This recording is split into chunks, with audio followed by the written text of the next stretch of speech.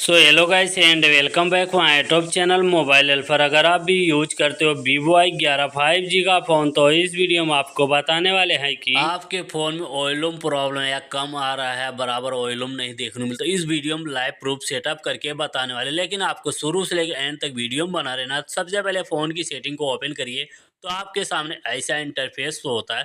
ऊपर search bar देखने मिलेगा, इस पर आप क्लिक करिए। क्लिक करने के बाद यहाँ पे MONO लिख के सर्च कर लेना। मोनो ऑडियो का ऑप्शन मिलेगा ऊपर फर्स्ट पे, तो इसी वाले ऑप्शन पे आपको क्लिक करना।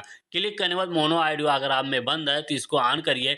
इसके बाद यहाँ पे वॉल्यूम का ऑप्शन मिल जाता है, अपने हिसाब से यहाँ पे ले जाइए, सेट कर लीजिए। जहाँ पे वॉल्यूम आपको बराबर देखने को मिलता है वहाँ पे ले जाके आपको खाली छोड़ देना है। इसके बाद आपको प्रॉब्लम जो रहेगा यहाँ से सोल्व हो जाएगा। यहाँ से करने के बाद बैक आ जाना, पूरा बैक आना। बैक आने के बाद यहाँ फ़ोन की सेटिंग में ही रहना, थोड़ा ऊपर की तरफ आपको स्क्रॉल कर लेना। साउंड एंड वाइब्रेट का ऑप्शन मिलेगा, इस पर क्लिक करिए।